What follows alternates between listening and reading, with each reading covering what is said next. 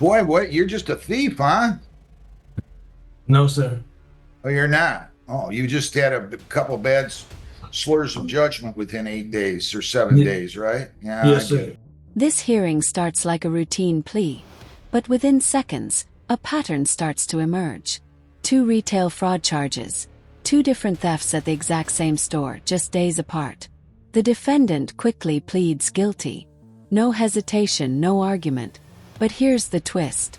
He's already sitting in jail on another theft-related case. So now the judge isn't just hearing about a mistake. He's looking at a habit. And when the court starts asking questions about timing, probation status, and prior charges, the story gets a lot less sympathetic. What looks like a quick plea deal suddenly turns into a credibility test. And once the judge realizes this isn't an isolated incident, the tone in the courtroom shifts fast. The real question becomes simple. Is this someone who made a bad decision or someone who keeps making the same one? Yeah, I have a seat. In custody. I'm gonna have to do the in custodies, I guess. Who has the in custodies? Just me, Judge. We've got multiple in custodies. All right, I'll do those now. If they're ready, are they ready? Yep, I got one with Mr. Shem, one with Mr. Granada. And at different jails. Jonathan Allen Hubbard, 23W83409. Good morning. 25W8388675. 25W8383738. Good morning, Mr. Shem. We'll get my client's time sent to Madam Mayor via Zoom. Good morning. Your name, sir? Jonathan Hubbard. I don't know. I can't tell what he's doing on these. Your Honor, 2023 cases being dismissed in global resolution. My client's going to tender a guilty plea to two cases out of 2025. All matters are out of whole state complaining witness. We have for this restitution. I know it's here for arraignment, but we have the city prosecutor. For purposes of arraignment, does he stand mute, wait for a reading on all these? Yes, And again, he's going to plead on the 83865 with an offense date of September 16 of 25. Then he's going to plead on the September 8 of 25. Is that right? that is accurate, Your Honor. All right. If you do that, the possible penalties on those two files are up to 500 fines, 90 days jail, costs are all those. Do you understand that? Yes. You're presumed innocent. They have to prove you guilty beyond a reasonable doubt. You have the right to remain silent, right to a trial by court or jury, right to question their witnesses, right to bring in your own, right to use the subpoena powers of the court to bring in those witnesses. By pleading guilty, you're giving up all those rights, and we are not going to have a trial of any kind. Do you understand that? Yes, sir. All right. With respect to the incident of September the 8th of 25, retail fraud, how do you plead to that? Guilty or not guilty? Guilty. And you understand this is assigned to Judge Hefson, so you're going to go back to her for sentencing, correct? Yes, sir. I can't hear you. Yes. All right. Were you at Kohl's at 20840 West Road in Woodhaven on September 8th of 25 at 6:13 p.m.? Yes. Did you take property offered for sale to the tune of $749.97 and Yeah. walk past the register without paying for it with the intent to permanently deprive Kohl's of the property? Yes, sir. Are you on probation or parole? No, sir. Anybody force you to plead guilty? No, sir. With regard to the July 16, 25 incident to the charge of retail fraud, how do you plead? Guilty. On September 16 of 25 at 5 p.m., were you at the Kohl's at 20840 West Road in the city of Woodhaven? And did you take property offered for sale that was worth $469.98 Yes. Sir. and pass all points of purchase without paying for it? Yes, sir. Did you have the intent to permanently deprive Kohl's of that property? Yes, sir. Are you on probation or parole? No. Anybody force you to plead guilty? No, sir. Pleas are accepted to both of those, and I'm going to go ahead and dismiss 33409. I don't even know how to handle this. We need him printed. How long, what's he in custody at? Your Honor, he's been in custody now. He's serving the end of a 60-day sentence. He's been in since February 13th of 2026. Judge, we've already got the restitution stipulated to. I was going to be respecting the rest consideration for immediate sentencing. We were going for a jail sentence to see what we can do about that. Well, when's he going to pay his restitution? As soon as he gets out, and then the end of that, to have a payment plan because he's in custody right now, so obviously can't pay it immediately. Boy, what? You're just a thief, huh? No, sir. Oh, you're not. Oh, you just had a couple bad slurs of judgment within 8 days or 7 days, right? Yeah. Yes, sir. What's he in custody on? Judge, I didn't get that extent. I know that he was on a felony matter. He was just gonna be. What was that? A theft offense too? You meeting by Zoom? I thought we were meeting in person. What was that for, Mr. Hubbard? Organized retail fraud. Shocking. Yeah. I'm not gonna sentence him now. I might sentence him once. I'm gonna His give him. top date is March 16th, so I would ask for the earliest possible sentencing date. We know he's in Wayne County. I don't want him to get caught out in the wind, Judge. Yeah, it's too bad. He's really gonna go out of his way to ruin his life, isn't he? These guys. So you went in and you did it once, and 8 days later you did it again. You should have been charged with serious felonies here. You know that? I mean, but at any rate, all right.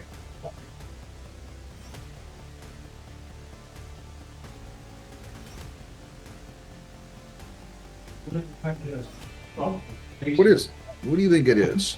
These just nobody wants to work anymore. I get this. I mean, seriously, what is going on? I mean,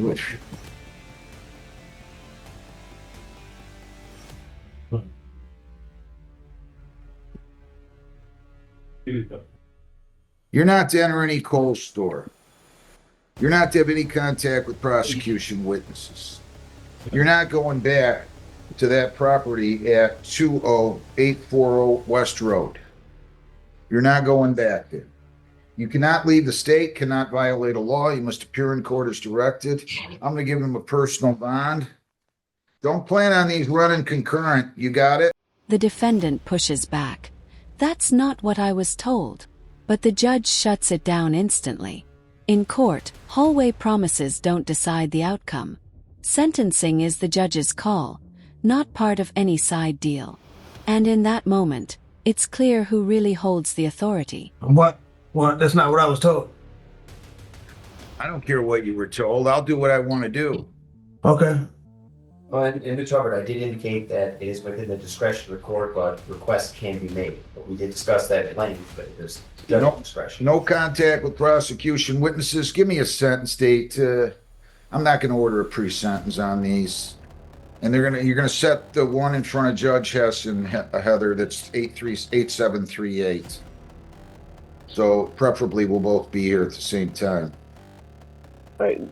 Judge Hessen has Woodhaven on the 11th.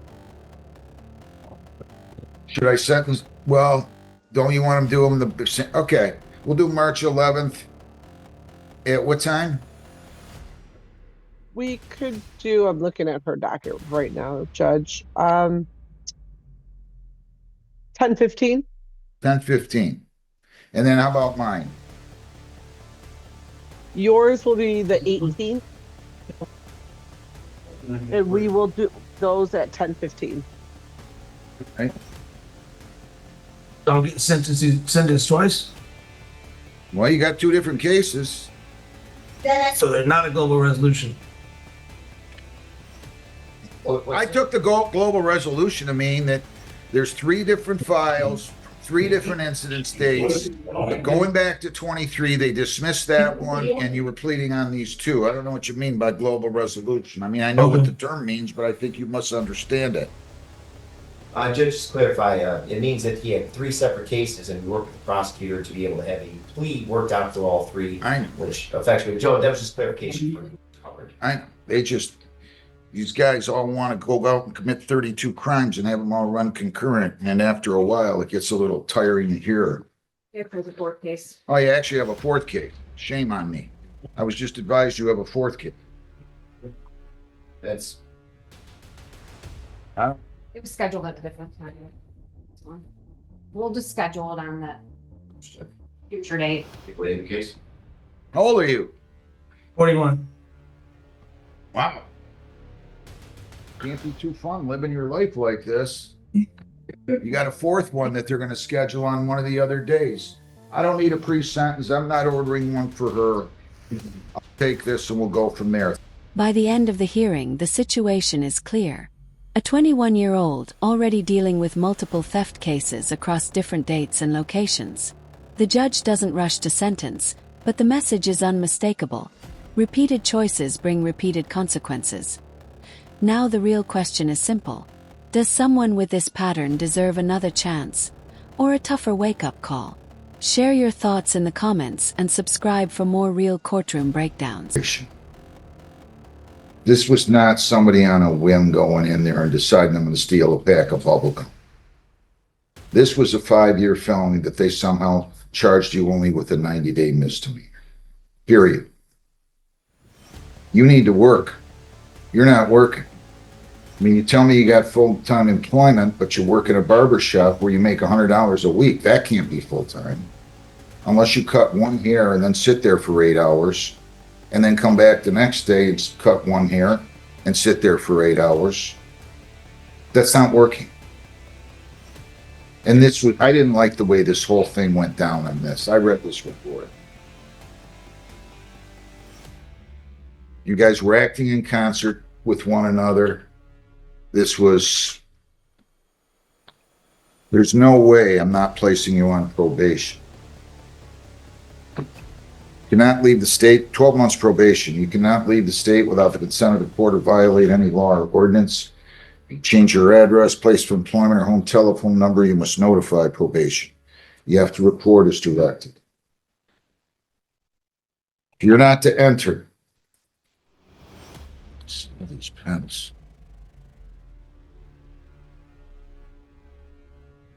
You're not to enter 21,000 West Road in Woodhaven or any other Lowe's store.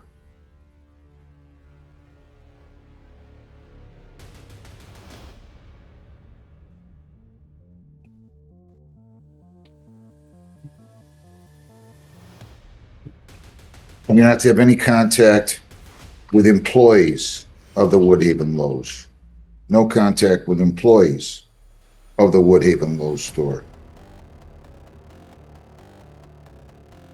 You're to attend the economic crime program. You're to serve 2 days on the court work program. You're to pay, which results in a $35 a day cost. You're to pay restitution in the amount of $1,146. That will be paid through the court. You're to pay fines 100, costs 50, 75 victims' rights fee, $50 justice assessment. Fines and costs are $275. Screening fee is $60 for $335. Probation fees are $240 for $575. You have attorney fees of $40 for $615. Court work program fees of $70 for $685. And then you have $1146 in restitution.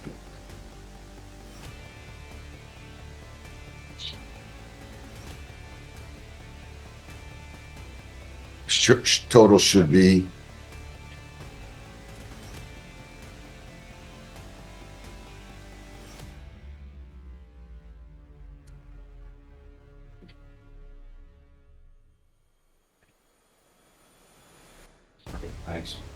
Heather, would you do the math? I think it's 1931. That includes the restitution. Judge, I got 1831. Yeah, you might be right. I think you're right. It's 1831. If you violate, your probation could be revoked. You could be incarcerated for 90 days. You have 21 days to appeal, 14 days to apply for a court-appointed lawyer for purposes of appeal.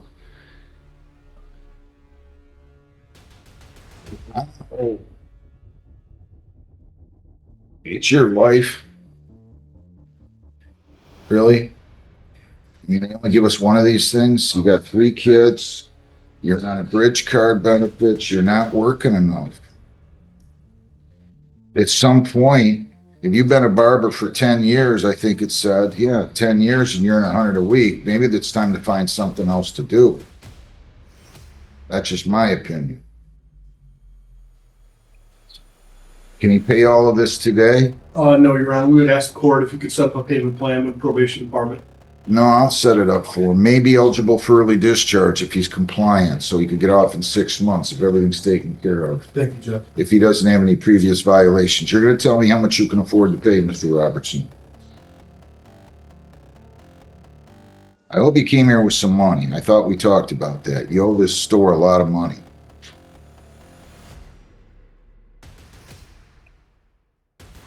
I know we all get to decide our own fate.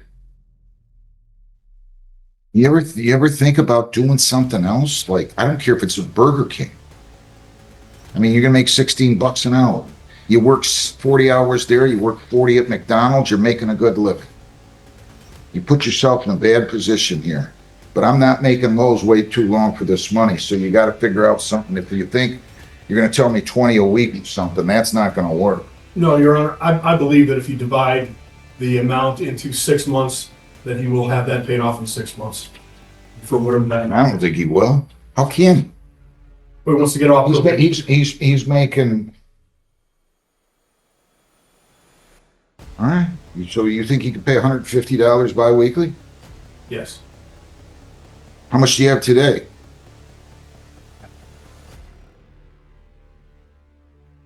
I'm telling you what. 100 by the end of the week. Pay $150 bi-weekly. I'm starting you March the 13th. If you need more time, you're going to come and talk to me. Mr. Roberts, am I making any sense to you? Sorry.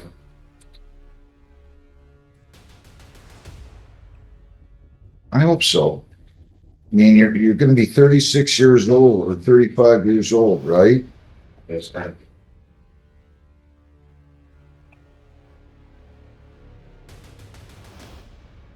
I ask you a question. I'm not trying to be a wise guy. If you're full-time as a barber, how many hours are you there? 5 to 9. 5 to 9 a day? Yes, sir. So you're working anywhere between 25 and 45 hours a week. Some weeks are busy, some months are busy. But if you're making $100 a week, that means you're only making $4 an hour if you work in 25. Doesn't matter.